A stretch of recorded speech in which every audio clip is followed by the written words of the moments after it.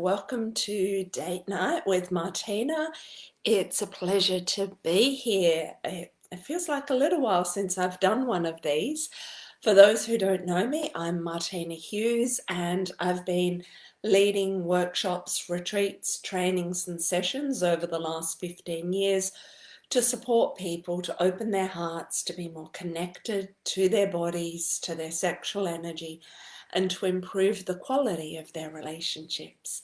So welcome to Date Night with Martina, and I'd love to hear from you. So if you're listening, watching from home, please do say hello in the chat box and let me know how you're feeling.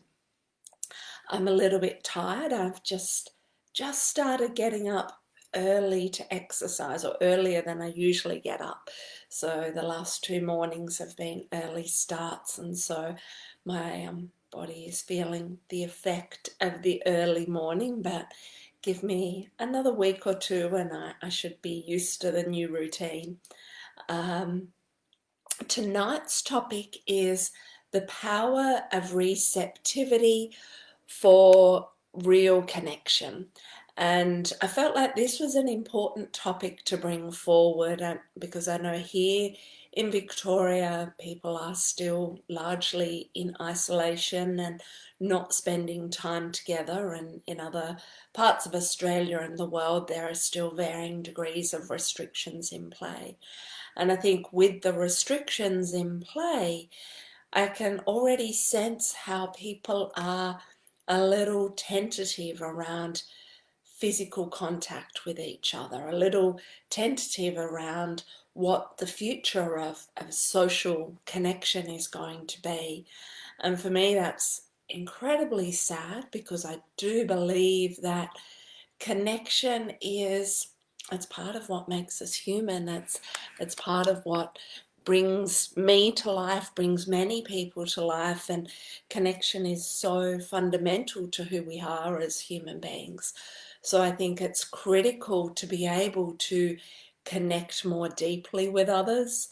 It's also critical to be able to connect more deeply with ourselves, to know who we are, to connect with our own feelings, needs, desires. And I think in a world with social media and lots of technology and people being highly stimulated, highly engaged, and having lots of distractions, there is a risk of people missing out on the value of real connection. And of course, the thing that makes us different as humans to technology is our capacity to truly feel each other. And in truly feeling each other, we're actually receiving each other. So that's where the power of receptivity comes in. And I've been doing a lot of work with people recently on the topic of receptivity in private sessions, and also weaving that theme into some of the workshop spaces. And so I wanted to speak about what receptivity is, how to cultivate it, what are the benefits of receptivity, and then the difference it can make in your own life individually, but also in partnerships. So it seems like the people, if there is anyone watching, it seems like everybody's a little quiet this evening, but if you're there, please drop me a hello. I'd love to hear from you. So yeah, before we get into the discussion about what receptivity is in more detail, we'll do a short meditation to drop in and connect with the body. There's a message from Sherry. She's in bed with the girls, feeling deeply tired, also grateful, satisfied, also agitated and moody. Well, it sounds like there's a lot happening for you, Sherry, so hopefully the meditation can support you to drop in a little and get present to what's alive for you. Okay, so for the meditation, just make yourself comfortable, close your eyes, and start to take some deep breaths, breathing in through your nose and out through your mouth. In through your nose and out through your mouth.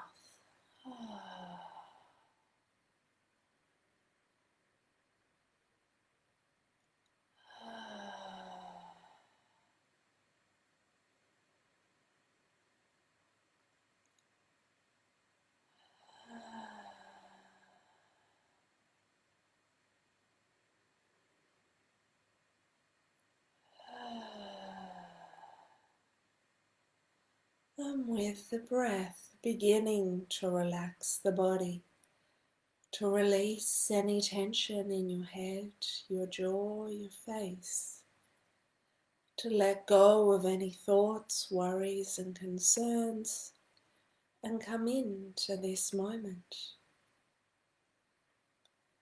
As you breathe, releasing any tension through your shoulders, your arms, your hands.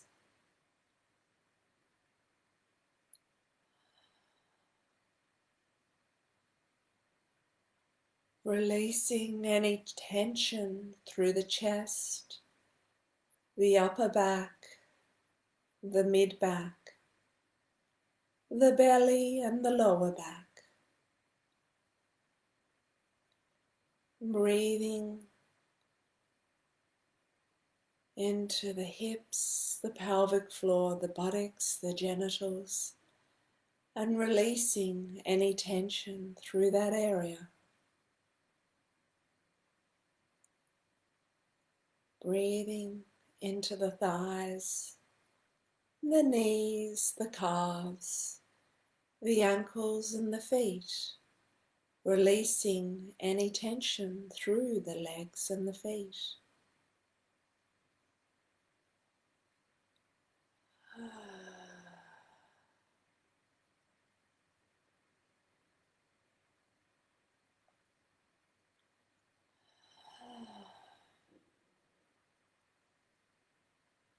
Feeling your breath and connecting to yourself in this moment.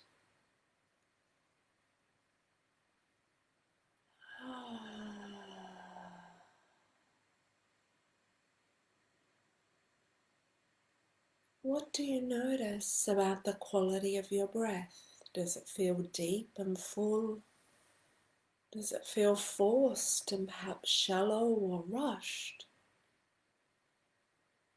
What shifts in your body as you take a deep, full breath?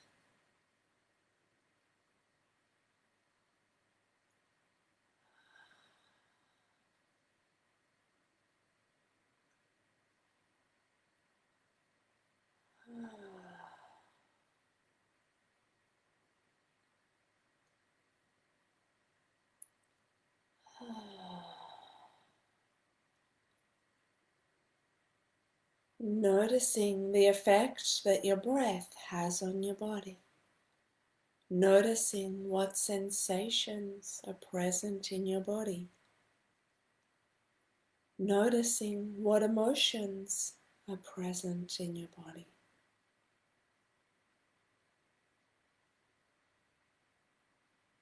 And without judgment, without changing anything, just noticing, breathing, feeling and noticing.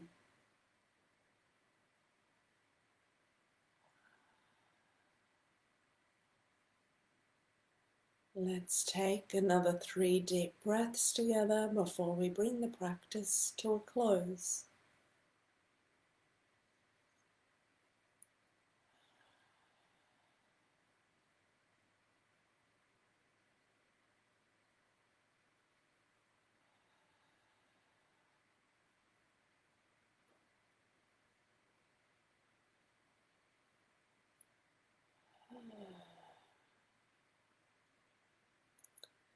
And then gently opening your eyes.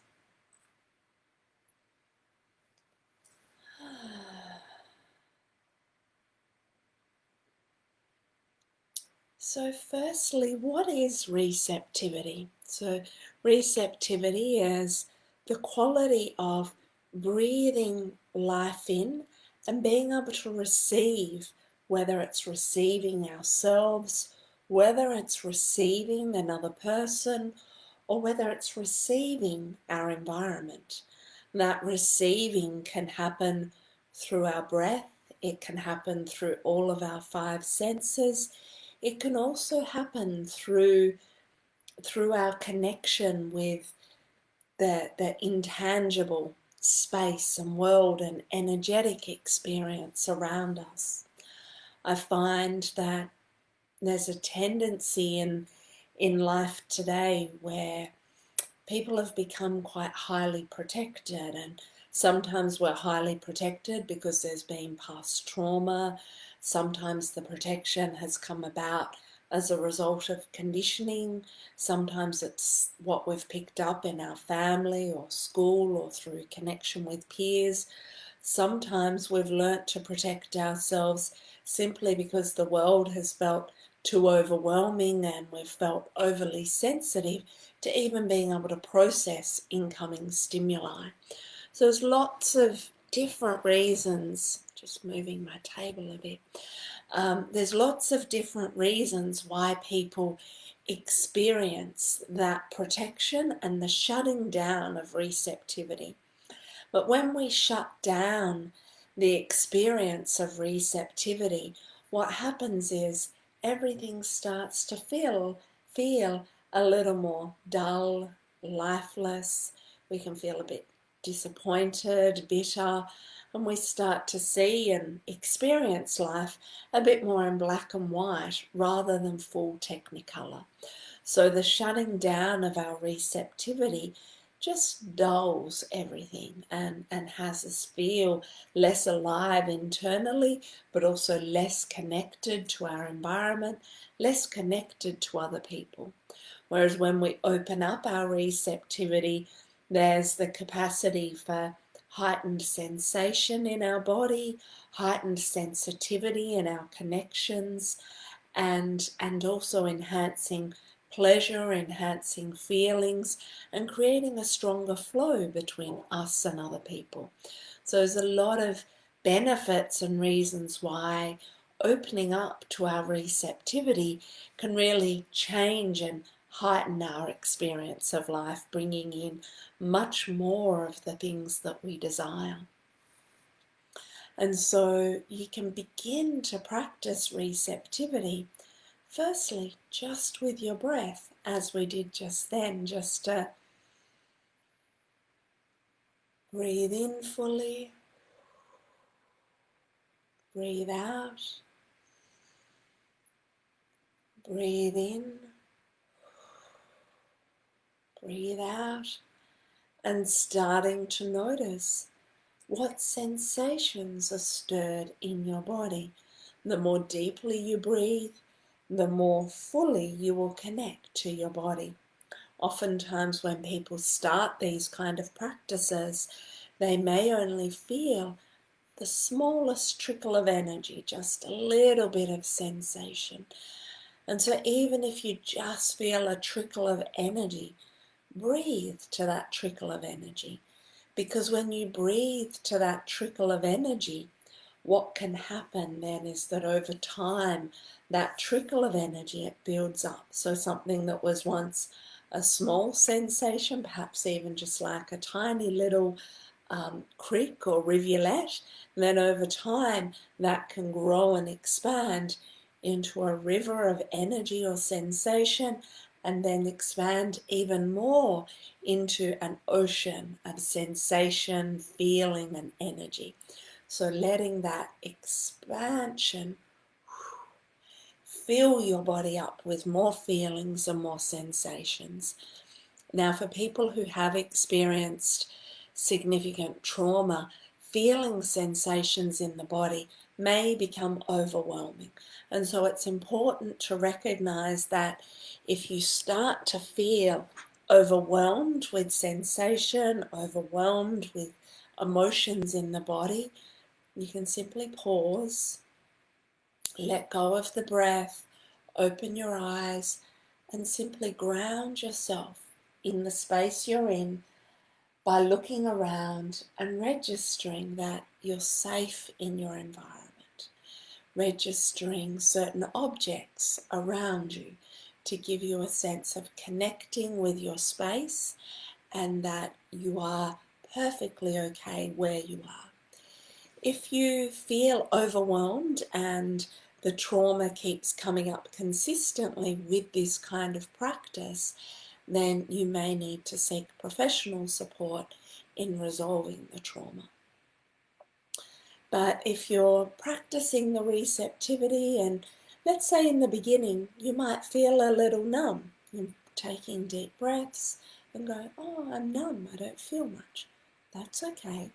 Allow numbness to be there, and to even be curious about what might sit underneath the numbness if you gave yourself permission to just be with the numbness, not to judge it, not to make it wrong, not to try and push it away, but if you just went, okay, I'm breathing in, connecting with my body, and I feel a little numb. So just allowing the numbness. And you might find that by allowing the numbness, then over time, more sensation, there'll be possibility of tingling or warmth or coolness or various other sensations that start to happen in your body. Receptivity is a feminine quality. And when I say it's a feminine quality, it's important to understand that feminine qualities are valuable for both men and women. And men and women have the capacity to cultivate feminine qualities and masculine qualities. And the benefit of men and women cultivating receptivity as a quality is that receptivity gives us a much greater capacity to feel, to connect with our own body, to read and sense what our response is via all of our senses. How do we respond to meeting somebody new when we learn to breathe that person's energy in, to feel how our energy interacts with that person? Then we're being receptive to feeling their energy. Now, there may be some people who we meet and we breathe them in, something inside of us contracts and closes, which would indicate that we don't feel comfortable with that particular person. There may be other people where we breathe them in and we feel expansion, openings, a soothing kind of energy, which would indicate that that person's energy is a good match for our energy. There may be other people again who we come in contact with them, we breathe them in, and we don't notice anything. We might be left neutral. So that's, just no effect, and we might be perfectly comfortable to continue spending time with that person. Hades has just come along to say hello. Hades, say hello. He's a little bit sick at the moment. He's got inflamed gums, so he's actually having some teeth out tomorrow. His second time having teeth out. So in receptivity, we can practice it by breathing someone's energy in and noticing what effect it has on our body. We can also practice receptivity with nature, breathing in the forest, breathing in the ocean, breathing in grass and trees in our outside environments, and in breathing nature in, noticing the effect that nature has on us. By and large, nature has a very soothing, calming, nourishing effect on people. So practicing receptivity by breathing nature in is a really great way to practice receptivity. It's a great way to explore what's the effect of the ocean on my body? What's the effect of this tree on my body? What's the effect of walking barefoot in the grass on my body? And starting to see how those experiences can activate openings and expansion within the body. We can also experiment a lot with food and receptivity. So how do all of your senses respond to food. So let's say, for example, a meal's placed in front of you. The very first thing is that you register the food with your eyes. So immediately as you look at food, your eyes will be registering how you respond visually to that food. Is it pleasing to your eye? Is it not pleasing to your eye? The smell of the food will give you an indication of how you're responding to it, whether your body's like, oh yes please, or your body's like, no. And the no is clearly a contraction. The yes please is an expansion. If you're eating the food with your fingers, as you pick it up, you might notice the texture of your food and register whether or not the texture of the food is pleasing in your fingers. And then as you put the food in your mouth, then beginning to register the taste, the texture, the sensation of the food in your mouth is another element to receptivity, and a really beautiful opportunity to notice how your body responds. Even as you bite food, your ears might notice that there's a response to whether the food has a crunch or no sound to it. So all of our senses can be involved in receptivity. There's the possibility of really deeply breathing and registering food, environment, other people, ourselves through receptivity. And as you will know if you've heard me speaking before, the more we're connected to ourselves, then the easier it is to connect with others. But if we're not connected to our own inner world, to our feelings, sensations, desires, and needs, then it becomes very difficult to be present with another, because there'll always be some sense of almost bypassing our own feelings and needs to connect with the other person. And that can leave us feeling kind of empty, hollow, and perhaps over time even a little resentful of giving attention to another person. So connecting with ourselves, knowing how to receive ourselves first, is of the utmost importance. And one of the ways I like to practice receiving myself is through my daily practice. You will have heard me speak before about having a daily practice that includes journaling, meditation, movement, and expression. So in all of those experiences, I have the opportunity to receive myself. As I'm journaling, I'm registering the feelings coming out through the journal. As I'm meditating, I'm noticing sensations in my body. As I'm moving and expressing my body, I'm noticing the feelings and sensations that arise and fall with the movement and expression. So each part of my daily practice gives me an opportunity to deeply receive myself and to prioritize my connection with me.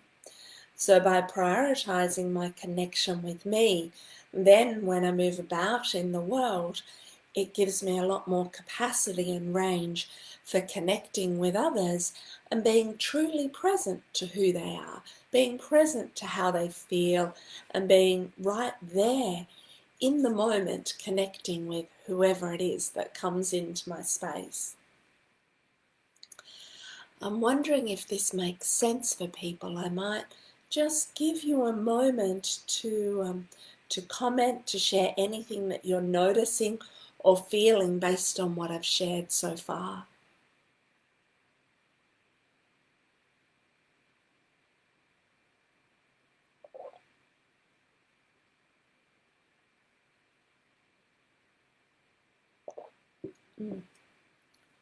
Just having a drink to see if there's any comments coming in, but no, nothing at the moment. So perhaps people are a little otherwise engaged or distracted. So I'll keep on speaking to receptivity and the cultivation of receptivity internally.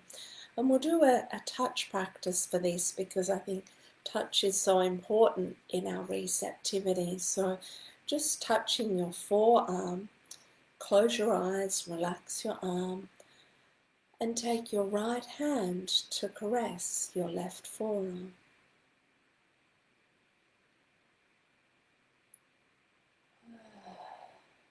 Taking some deep breaths as you caress your left forearm.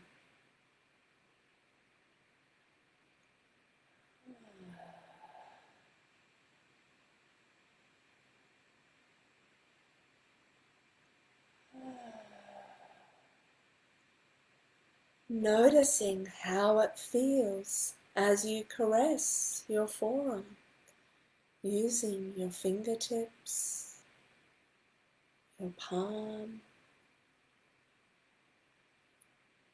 alternating the pressure, alternating your pace, experimenting with what style of touch feels good for you. And as you're touching your forearm, breathing to your fingertips, to your forearm, and noticing what the sensations are. Breathing to those sensations in your hand that's touching, but also in the forearm that's receiving. And as you breathe to those sensations, letting there be an expansion of the sensations in your body. Where and how do those sensations travel in your body? Our bodies have incredible wisdom when we learn how to truly tune in to touch, how to truly receive ourselves through touch.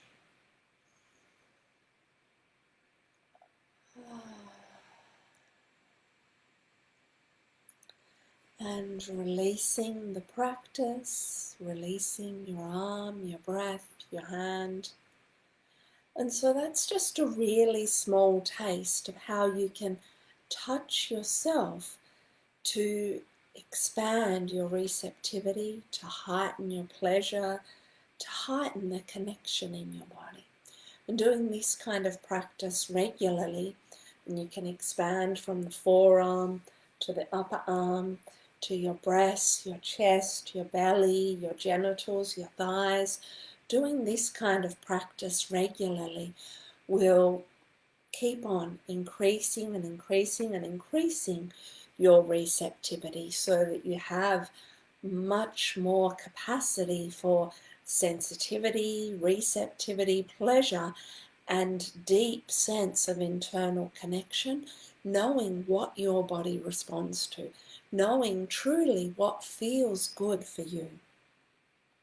So then, of course, when you take that into connecting with somebody else, when you have that heightened internal sense of receptivity, it means that as you connect with somebody else, you can more deeply breathe them in. And breathing them in, and not just breathing them in, but if you're breathing them in and enjoying the feeling of that person, then smiling, reflecting back to them. If they touch you and it feels good, to breathe that touch in and make a sound like ah, or so you're letting the other person know that you're receiving their touch, you're receiving their energy. If somebody was to embrace you in a hug, you can melt a little into the hug and let them know that you feel them, that you've received them. And then that can apply to, a sexual experience with a partner. it can apply to a sexual experience with yourself, because the more your receptivity is cultivated and expanded, then the more deeply you're going to feel sexual sensation in the body. So then there's this continual opening and expanding that happens for you. Just checking, there's some comments. Sherry is appreciating the reminder about receptivity. Gail says it's making a lot of sense. Sherry says, I notice my breath is often very shallow, like I'm moving through my day frozen in doing mode. I love the thought of breathing in nature and receiving life through breath and sensation. It is such an accessible tool to fill up without necessarily having to have time away from what's busy. A great tool for parenting when there is minimal opportunity to stop or escape to recharge. Yes, it is. It's a really beautiful and supportive practice, Sherry, that you can weave into moments of your day. And for me, I also include it like when I sit down, you'll notice there's like in these chairs that I sit in, there's textures. So it's like, oh, the texture of the cushion just reminds me of the receptivity of like feeling the textures around me, texture of my dress, the texture of the stockings, the texture of the blanket. So anywhere we go when you get into bed at night, to really surrender into the texture and receiving the feeling of your bed, the softness of your mattress, the crispness of your sheets, breathing in the smell of freshly laundered sheets. So there's lots of ways to practice our receptivity. And so starting to recognize that everything you touch, everything you smell, everything you taste, everything you're looking at gives you that opportunity to practice receptivity. And Sherry made reference there to being in doing mode. And I see doing mode as it's quite mechanical and robotic. So we're just going through the motions. But when we're going through the motions, we often miss then the sweetness of life. And that's when things get a little dull, bitter, dry, and we can become quite resentful. But when we're receptive, when we're receptive, then life is richer, sweeter, more nourishing. And what I mean by robotic and mechanical, it's like going through the motions. It's like, oh yeah, I've eaten some food and I can't even remember what it tasted like. I had that conversation, but I wasn't really paying attention because I was thinking about something else.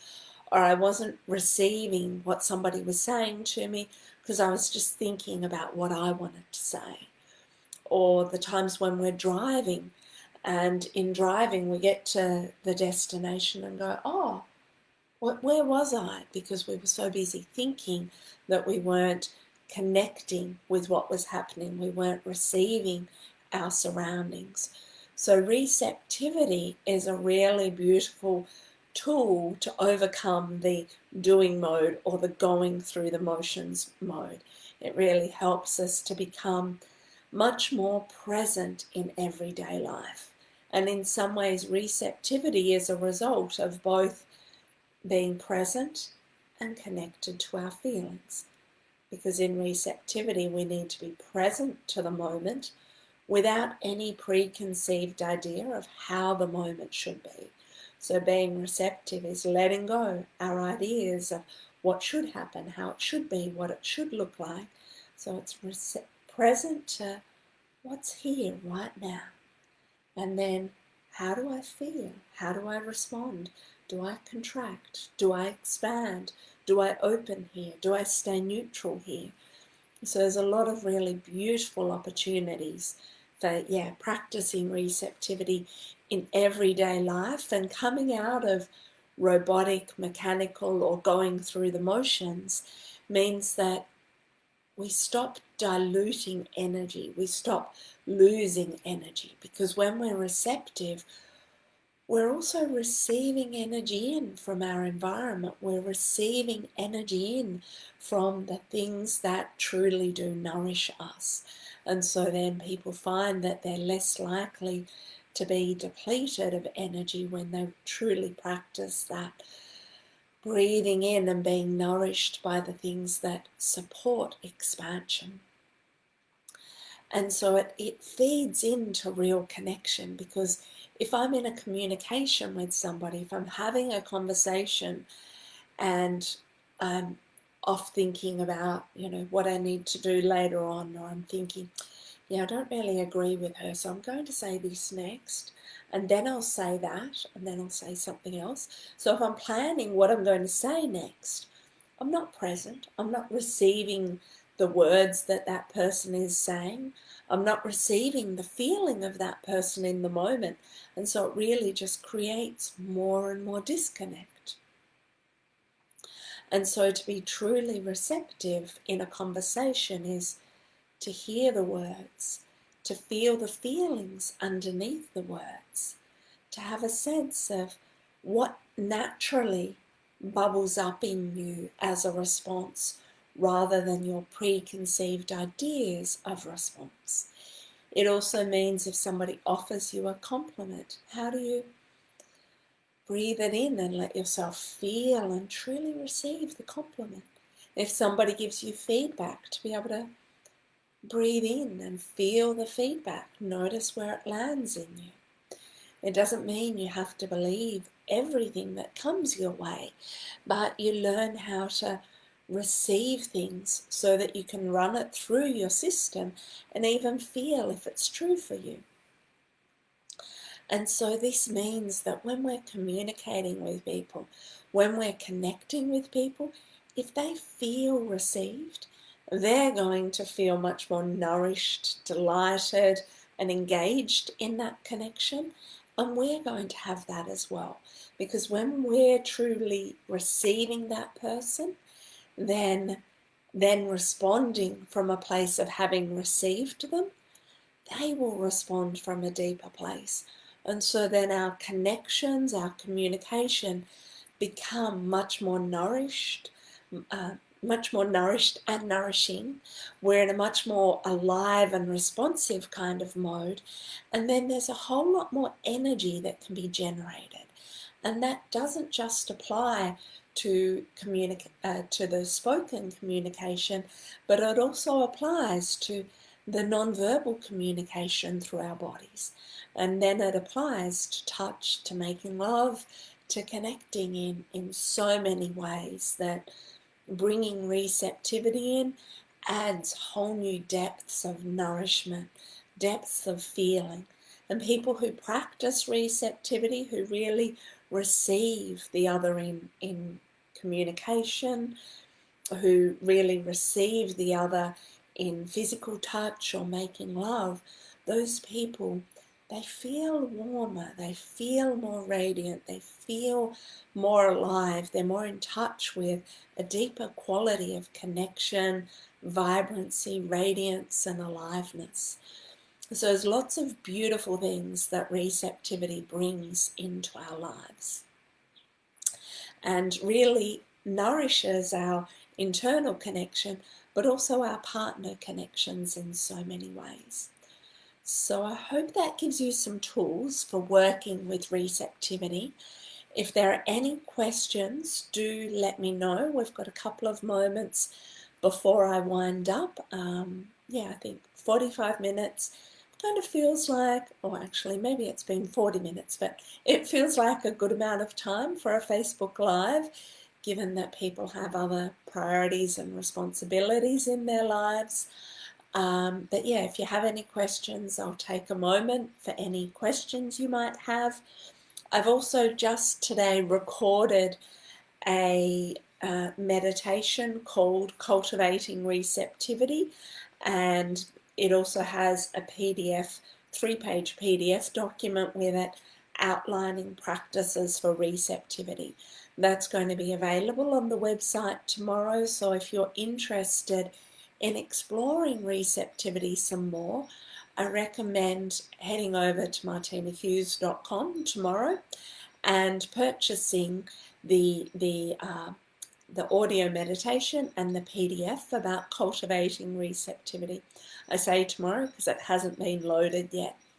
I'm also going to be bringing receptivity into this month's Women's Circle. So if you want to explore some more practices around receptivity, I highly recommend coming to this month's Women's Circle to explore it in some more experiential ways.